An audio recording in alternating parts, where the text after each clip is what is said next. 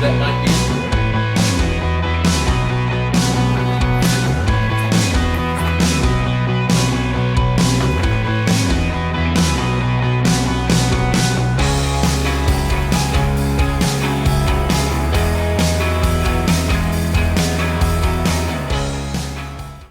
Hello everyone and welcome to Springdale Today. I'm Hayden Henry. And I'm Hazley.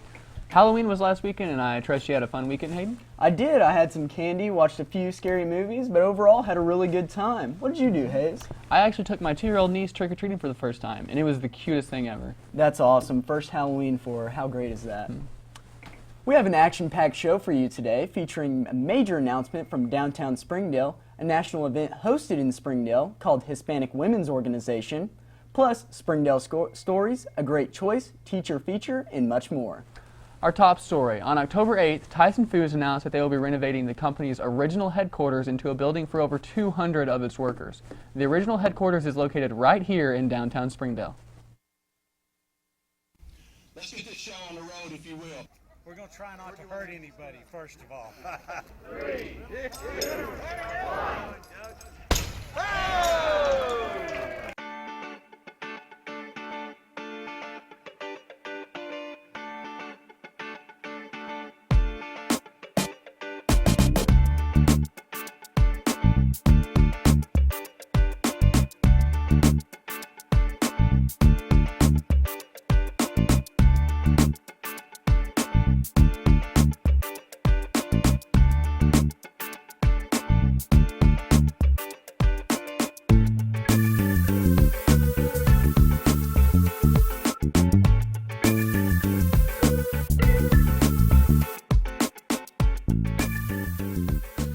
We're proud to be part of Springdale, but we're proud because of the possibilities of change, innovation, and creativity that come from this great community.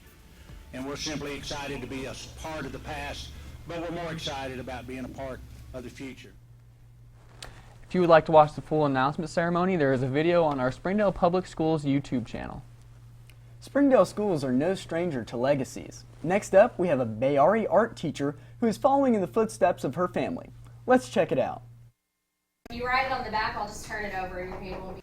Springdale High School graduate Hannah Moore is welcomed to the district as a visual arts teacher for 1st through 5th grade at Bayari Elementary. I get to come to school and be around these amazing human beings and these amazing teachers and just the community of being in a school and obviously I love art, so I want others to know about that, so that's one of the main reasons that I wanted to become a teacher. With 27 to 28 classes a week with more than 150 students, she is still passionate about teaching. Like turn it to where your hand will fit on it. Hannah is not only passionate about teaching, she is also following family tradition. After having her mom, 3 cousins, and her aunt become teachers, she was inspired to teach. They never pushed me. They always, encouraged me to do what I wanted to do and accomplish my goals and my dreams.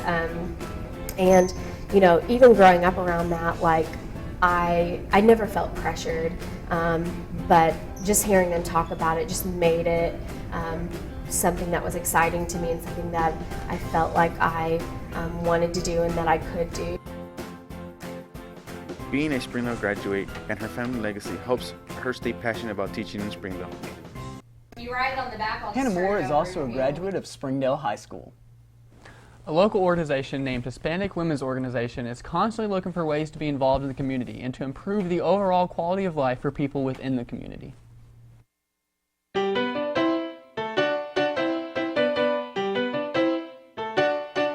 Hispanic Women's Organization started in 1999 and it was by a group of Hispanic women. We wanted to make the difference in the community. We wanted to provide better opportunities and also bringing the community together. My favorite thing about this conference is getting to know what's going on in my community and getting familiarized with what can affect me. So this conference helps women learn about how they can be involved in the community, how they can learn about education programs, if they want to get involved in the electoral process, how to register to vote, and really just how to get involved in the community. It benefits me in the same way that I know what's going on and what I can do to, help my community in that same way. The organization's executive director is a woman, but it's a conference really for everybody in the community, Latinos, other immigrants, people who have been in Arkansas for generations.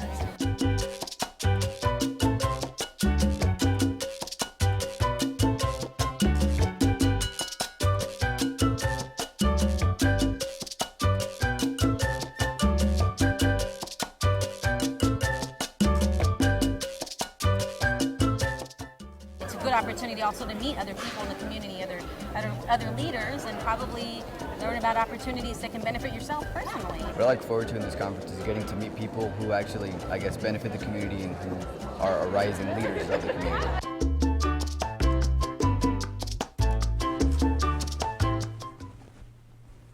This event is held every year and is open to anyone who would like to be a part of it.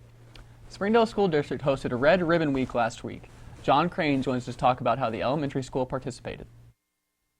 Young Elementary used a superhero theme to motivate their students to stay drug and alcohol free.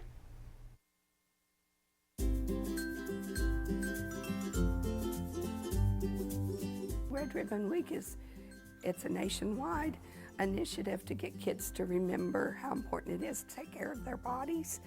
It was started, I think, in the 70s, and pretty much every school celebrates Red Ribbon Week the last week of October. It's a drug-free week. It's to bring that to the forefront of their minds. Ms. Brown has been coming in and really stressing to the kids how important it is to exercise and eat healthy and not put harmful substances like tobacco, alcohol into your body so that you can be the healthiest, best person that you can be. You only have one body and that you have to keep it healthy to where you're able to get active and stay healthy.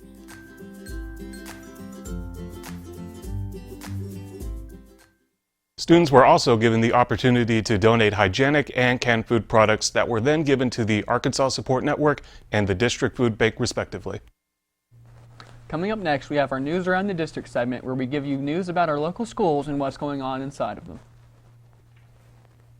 Chief Meteorologist for KNWA, Dan Scoff, and a representative from GE Lighting presented Southwest teacher Richard Newberry with a $500 Walmart and Sam's gift card for classroom supplies as one of the KNWA's brightest classrooms.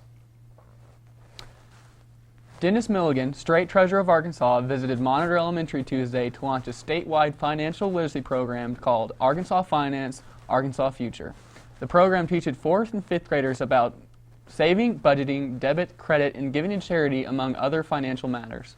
Monitor is the first school to use the program, which will be utilized by 75 schools in Arkansas this year and eventually in 250 schools.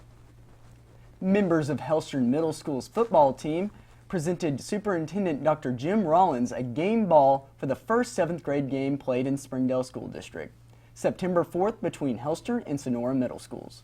Springdale started 7th grade football for its middle school this year. Springdale High School's 2005 state 7A football champions were honored before the Bulldogs played Fort Smith Northside.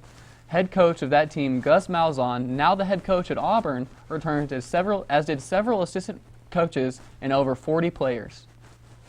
Speaking of football games, did you know that you can watch both high school football games live on Friday nights on the Springdale Schools YouTube channel?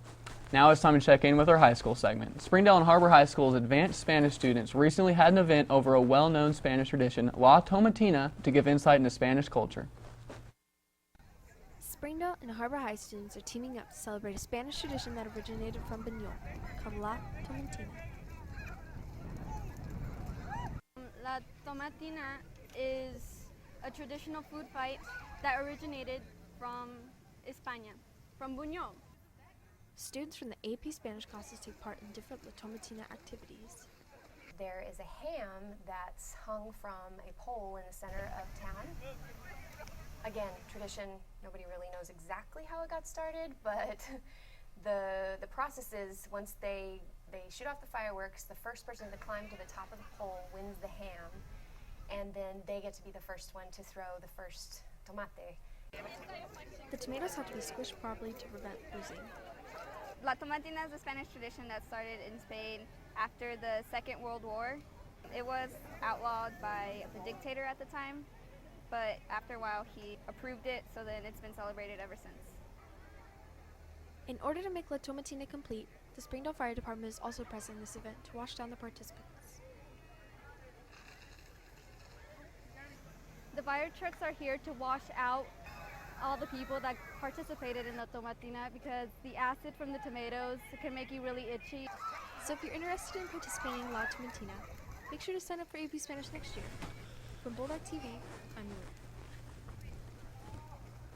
This is the 10th year that the La Tomatina has taken place in place, and both schools are able to work together on this educational experience together. HAR-BER High School's football team is having quite the year, and a part of that is thanks to amazing leaders like Jacob Robertson.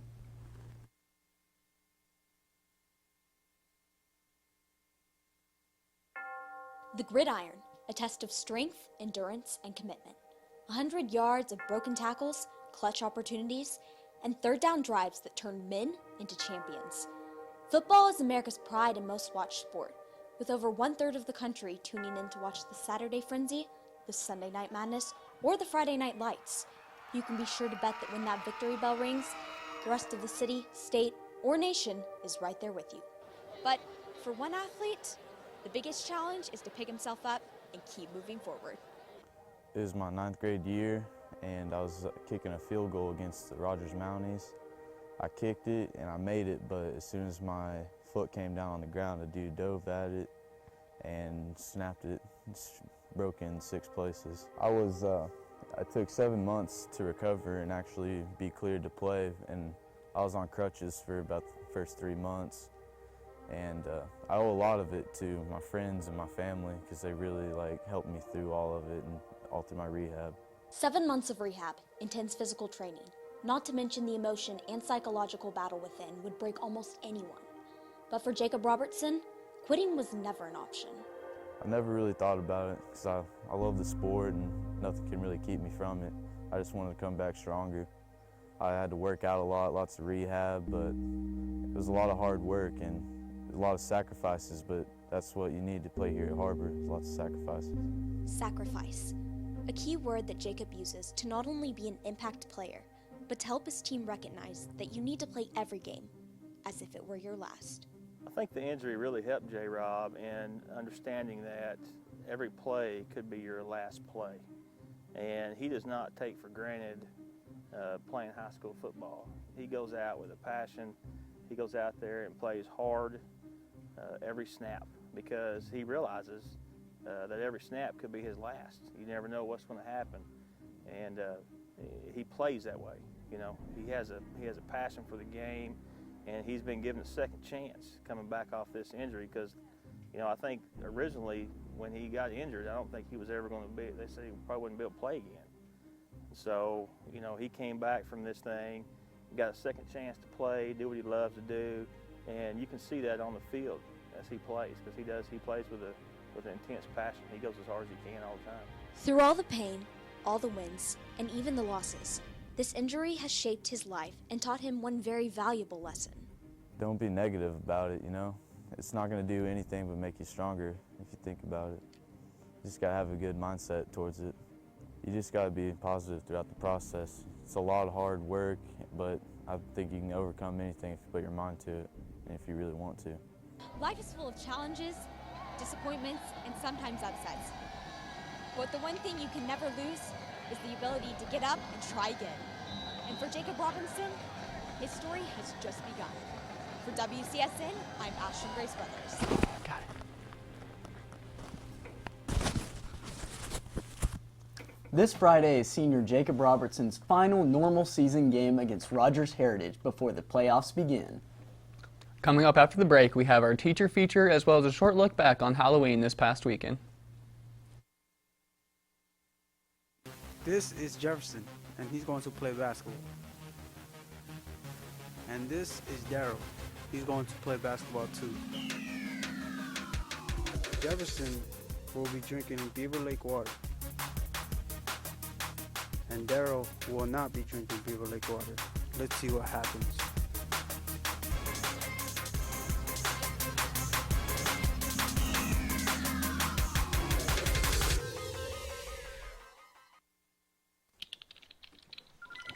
What's up, Silver?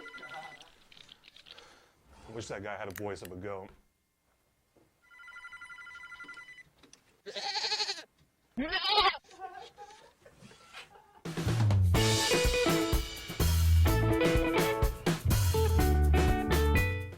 Welcome back. This week's teacher feature is about a special teacher from Shaw Elementary who dedicates her time outside the classroom to giving her students special opportunities.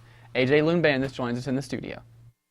Teachers in the Springdale School District are very well known for their dedication to their students after the bell. but Kerry Boles at Shaw goes above and beyond in teaching her students. From the class about reviews of the characters, and then they're going to write it up like a news interview. A teacher at Shaw Elementary believes building relationships with their 4th grade students is key to furthering their educations. Getting to know kids and forming those relationships and staying in contact with them even after they leave my classroom and go into middle school, because I think that's going to be the difference of them, you know, succeeding and having somebody that cares about them and is backing them. Teacher Kerry Boles didn't know if she wanted to be a teacher until a teacher of her own changed her view of learning. Well, it's funny because I actually decided on the first day of 4th grade that I wanted to be a teacher. And I taught 1st grade for 9 years, and I thought that's kind of where I was supposed to be. And then I ended up in 4th grade, and that's not where I thought I was going to be, but my 4th grade teacher made a big impact on me because I had just really disliked school up until that point. So that definitely was the first day that was like what I wanted to be, and I never changed my mind. Kerry Boles goes above and beyond for her students, not only in the classroom, but also outside the classroom, according to student Hannah. It's just amazing. I really love her as a teacher, and she's just awesome. I don't know anything else to say. According to Ms. Bull, extra effort from her inside and outside the classroom leaves her students inspired and wanting to learn more. I think just being there, it's not just like, an 8 to 3 job. It's like all the time I'm always thinking about, what lessons to teach or how I can tie this into the classroom, and Saturdays going to football games and trying to be there and encourage them outside of school too. Kerry Boles was awarded Shaw Elementary Teacher of the School Year for 2014-2015. Halloween is a much loved and much hated holiday, but do you know the real history behind the day? Halloween is one of the most celebrated times of the year, with kids and adults all over America dressing up to get in the Halloween spirit. But what are we celebrating, and what are the true origins of Halloween? Originally, Halloween was first celebrated in Samhain, where the ancient Celtic festival was held to mark the end of the harvest season. The event lasted 2 days, October 30th and October 31st. This was a time believed to be the thinnest line between the land of the living and the land of the dead. Fast forward to the 1840s, where the holiday evolved from the same Celtic tradition. The Irish Celtics believed that the way to frighten away evil spirits was by hollowing out candlelit turnips with faces on them. But where did the pumpkins come from, you might ask? Well, when the Irish came to America and found that there were few turnips, they decided to use the more plentiful pumpkins instead. As far as to where the costumes came from, well, we don't know for sure, but most people believe that in order to honor the dead, they would dress up like them, and the silly and scary costumes came to follow. Thank you, Hayden. One of the traditions of Halloween is carving pumpkins. Jefferson Gideon sits down to teach you how to carve with style. Hi guys, my name is Jefferson Gideon. I'm here to show you how to carve a pumpkin. First step, so you get that marker, you trace your line, your circle line around the top, and you start cutting your top with your knife. You cut the top, and you take the top off, right? Take it off, lay it down. You got all that mushy stuff in there. All I need you to do is take all that mushy stuff out of the pumpkin. So you can use your spoon or you can use your hand. Get all that fun in there. Get it out. So therefore, you're gonna have a pumpkin with nothing in it. And then we need you to grab your marker. You can draw your face. This is where you get to carve your pumpkin. You can draw a face. You can draw a triangle eyes. You can have a big nose, small nose. Doesn't really matter. Then you get a smile. Let's get started.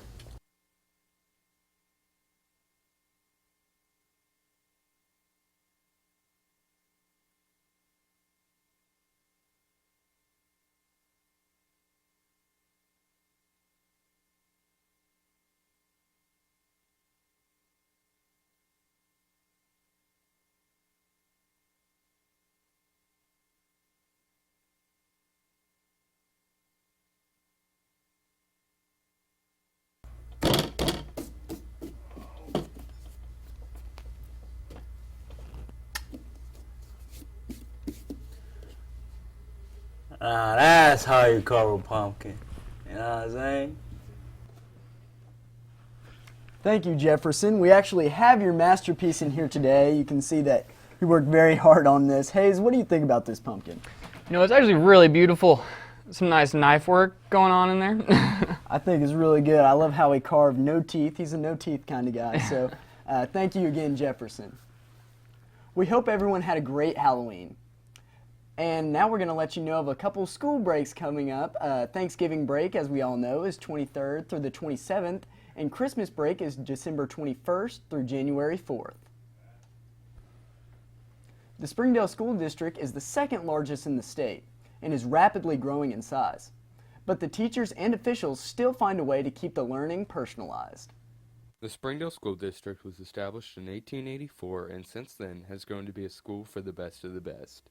So the rate of the line of sight, the rate of this decreasing. The Springdale School District has now become the second largest school district in Arkansas. With a little over 20,000 students and 1,200 teachers, Springdale Schools still maintains personalized education. I really do. I think that the curriculum that we've developed here at HAR-BER is very personalized, and we really work to teach them all. In 2013, the Springdale School District won first in the nation in the Race to the Top grant, receiving $25.6 million, allowing Springdale schools to further reach all students and implement more technology into their learning. Being a science teacher, I get my students to really recognize a lot of stuff in the ACT for the science section is centered around graphs and recognizing patterns, and that's what I generate every single one of my tests towards. Being the second largest school district in Arkansas, teachers such as Stephen Needham believe that even with the high population in Springdale schools, Springdale is still able to reach all students for success and personalized education for every student. I do think that we have some of the best teachers that work in this district. I really think that also we just have Northwest Arkansas is the biggest growing area in the nation, and that's reflected in our schools as well. However, Stephen Needham believes we can become #1 through personalized learning and a passion to teach students. Students such as Garrett are involved in career and technical education and believe that it is better preparing them for their future. Well, the teachers are fantastic. They're always there to help you and answer any questions you want. And this school specifically, Springdale High School, they offer like boot camps before the tests that are usually a week long, and they'll basically just go over the questions and what you need to know and all kinds of stuff. It really helps. Throughout the history of the Springdale School District, the population has not stopped growing, and through all this, the Springdale schools have continued to reach all students for success. For Springdale Today, I'm Max Roeder. Springdale is one of the fastest growing districts, but it still manages to keep its small town feel in the classrooms. Coming up after the short break, we have our last segment for you named Springdale Stories over a local homeless shelter.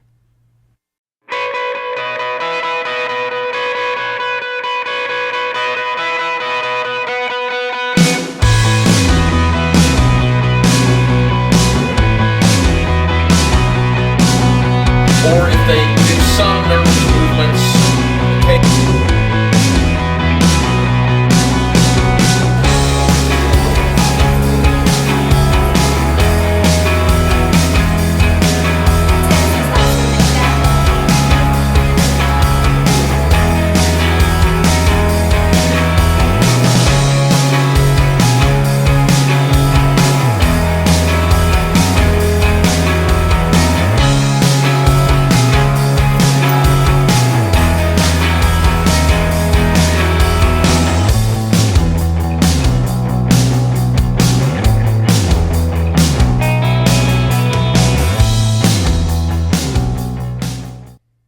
Every week in partnership with Team Springdale, we bring you a short video over an inspiring Springdale story. This week we have a video over a local homeless shelter, House of Hope.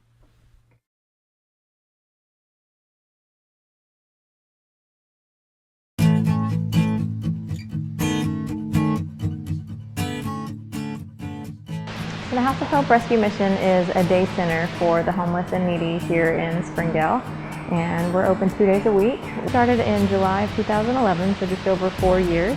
In 2014, we served just over 8,500 meals.